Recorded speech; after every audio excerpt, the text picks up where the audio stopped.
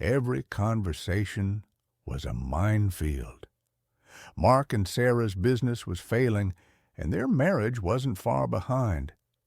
They were about to lose everything to a single silent problem: broken trust. Every word felt like an accusation, and every silence felt like a judgment. The dream they'd built together, a small marketing agency and a life partner to share it with, was crumbling into a nightmare of resentment and suspicion.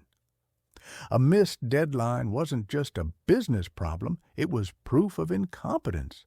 A disagreement over money wasn't a discussion. It was a personal attack.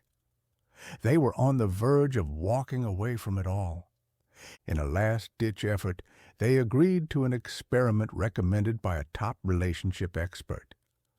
But could 5 specific phrases really save them? Could a handful of words undo years of damage?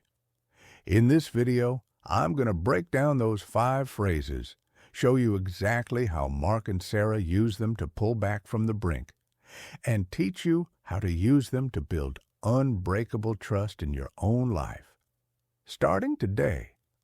So, before we jump into the first phrase, we have to understand why trust is the foundation of, well, everything. Trust isn't just a feeling. It's a state of safety. It's the belief that you can be vulnerable with someone, your business partner, your spouse, and they won't use it against you. When that safety disappears, everything breaks. For Mark and Sarah, the lack of trust had them constantly in a defensive crouch. At work, Mark would secretly double-check all of Sarah's client emails, convinced she'd say the wrong thing. At home, Sarah would hide purchases, just waiting for a lecture from Mark about their finances. They weren't partners anymore. They were opponents, keeping score and waiting for the other to fail. Their story is an extreme example, but the cracks always start small, don't they? A sarcastic comment here, a broken promise there. Trust starts to fester when we assume the worst instead of giving the benefit of the doubt. But just as words can tear trust down, the right words, used with intention, can rebuild it, brick by brick. Mark and Sarah started with the simplest, most direct phrase of all. Phrase 1, I trust you. The first phrase is a declaration, and it's a big one. I trust you. Let's be honest, this is probably the hardest one to say when you don't actually feel it, but it's also the most powerful for breaking a negative cycle. Saying I trust you is an act of deliberate faith. It's you choosing to believe in their intentions, their capabilities, and their character. In a professional setting, this phrase empowers people. It helps you fight the urge to micromanage and instead fosters a sense of responsibility and engagement. Mark and Sarah had a huge pitch coming up. Normally, Sarah would have insisted on attending and controlling the whole presentation. But this time, she took a deep breath and said, I know you've got this. I trust you. For the first time in months, Mark didn't feel like a suspect being watched. He felt like a capable partner. He walked into that meeting with confidence and absolutely landed the client. And at home, I trust you creates that emotional safety we all crave. It tells your partner you believe in them, even when things are uncertain. That same week, Mark was handling their personal investments, and the market took a dip. His first instinct was to hide it from Sarah to avoid a fight. Instead, he told her. She looked at him, and instead of the criticism he expected, she said, This is scary, but I trust you to manage it. That simple statement diffused all the tension. It wasn't about the money anymore. It was about being a team. Phrase 2. Help me understand. The second phrase is a game changer because it shifts you from accusation to curiosity. Help me understand. When we feel wronged or confused, our default is to attack with questions like, "Why would you do that?" Or, "What were you thinking?" That kind of language immediately puts the other person on the defensive. Help me understand does the complete opposite. It's an invitation. It signals that you actually value their perspective and you're willing to listen without judgment. It turns a potential blow-up into a moment of collaboration. A few days later, Mark was reviewing the company's credit card statement and saw a $1,000 charge he didn't recognize. The old Mark would have stormed into Sarah's office, demanding an explanation. This time, he walked in, sat down, and said, "Hey, I was looking at the financials and saw this charge. Help me understand what it's for." Sarah didn't get defensive. She just pulled up her records and showed him it was the annual renewal for a critical piece of software they had both agreed on months ago, a detail he'd completely forgotten. The argument that would have tormented their afternoon never happened. Instead, it was a 2-minute conversation. At home, this phrase is just as critical. When Sarah felt that Mark was being distant one evening, instead of hitting him with, "Why are you ignoring me?" she sat next to him and said, "You seem far away tonight. Help me understand what's on your mind."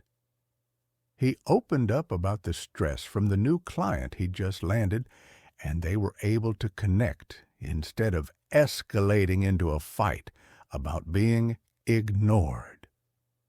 We're about to get to the third phrase, which is all about turning mistakes into assets. If these first two are already sparking some ideas for your own relationships, do me a favor and hit that subscribe button. My goal here is to give you practical, no-fluff tools you can use to build a better life, and subscribing is the best way to make sure you don't miss what's coming next. Phrase 3. I made a mistake, and here's what I learned. This third phrase is the ultimate antidote to defensiveness. I made a mistake, and here's what I learned. It's not just about saying sorry. The apology is part one, but that second half, here's what I learned, is what actually rebuilds trust. It shows you have self-awareness and you're committed to not letting it happen again. It turns a failure into a promise for the future. In a business, this kind of accountability is pure gold. It creates a culture where it's safe to innovate and even fail, as long as you learn from it. Mark had accidentally double-booked 2 important client meetings. His old habit would have been to hide it or blame the scheduling software. Instead, he went straight to Sarah and said, "I messed up. I made a mistake and double-booked the Henderson and Apex meetings. Here's what I learned. I can't just rely on my memory. From now on, I'm blocking out focus time in our shared calendar the second a meeting is scheduled." Sarah wasn't angry. She saw the error, but more importantly, she saw the solution.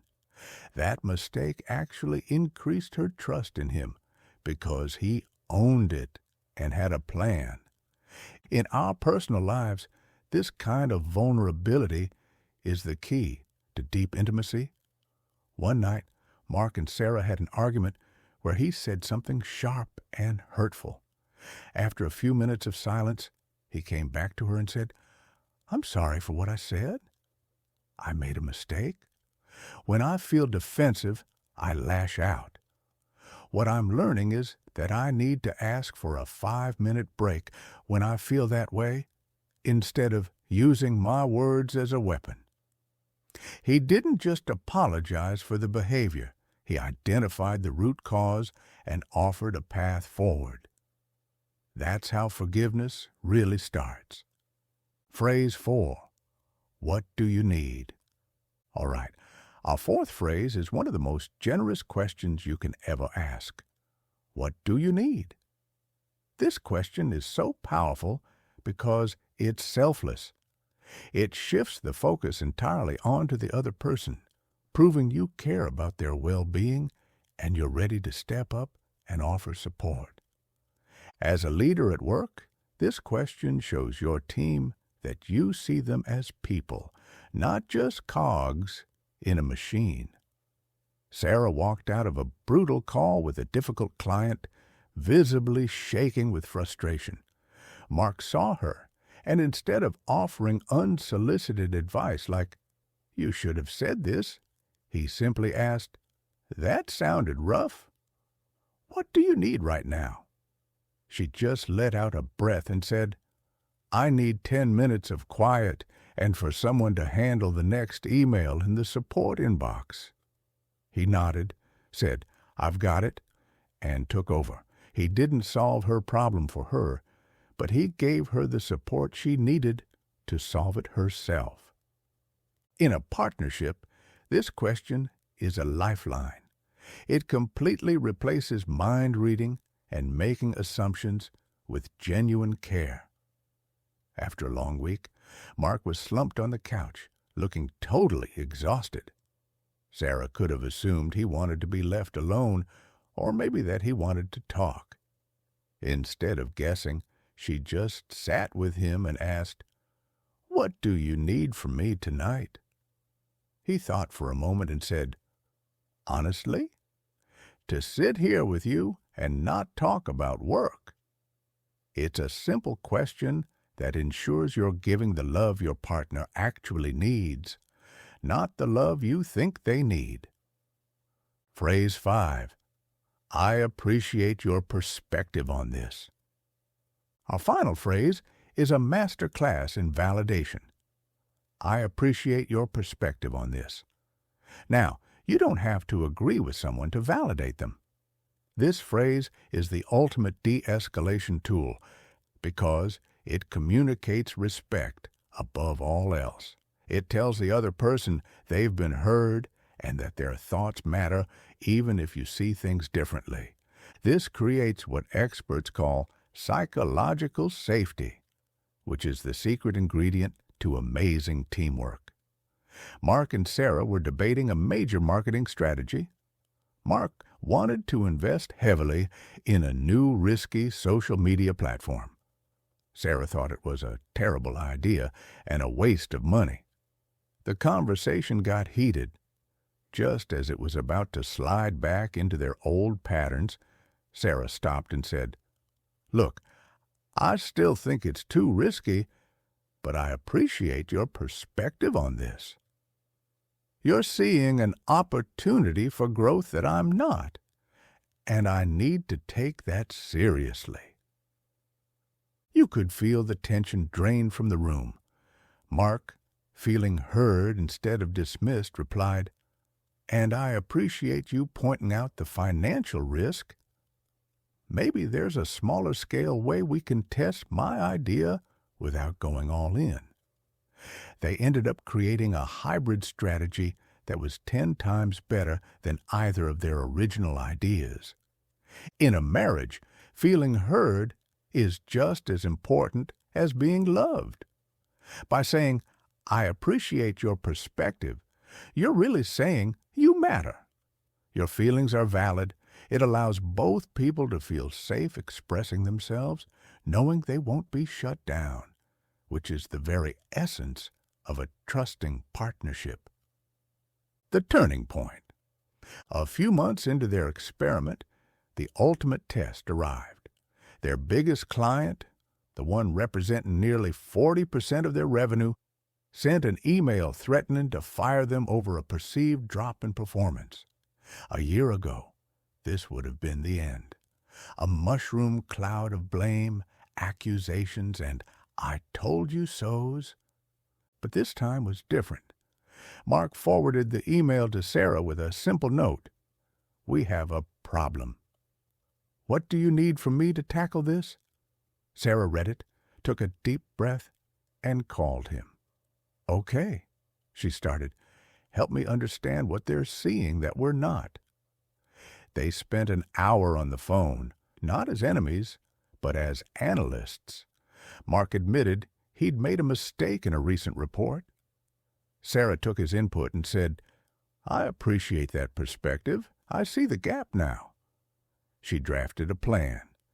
Before she sent the response to the client, she showed it to Mark. "I trust you," he said. "Send it." They saved the client, but more than that, they saved themselves. In that crisis, the 5 phrases weren't a forced experiment anymore. They were their natural language. It was their instinct. Their business is now stronger than ever. Their marriage is still a work in progress, but it's healing, built on a new foundation, one word at a time. These phrases aren't magic spells. They're tools. They're choices. They are the deliberate practice of offering grace, showing respect, and being vulnerable. And that is how you build something unbreakable. If this idea of rebuilding trust is something you want to work on, a great next step is to understand the 4 communication styles that can destroy it. I break it all down in this video right here called The 4 Horsemen of Relationship Apocalypse. Click on it now and let's keep learning together.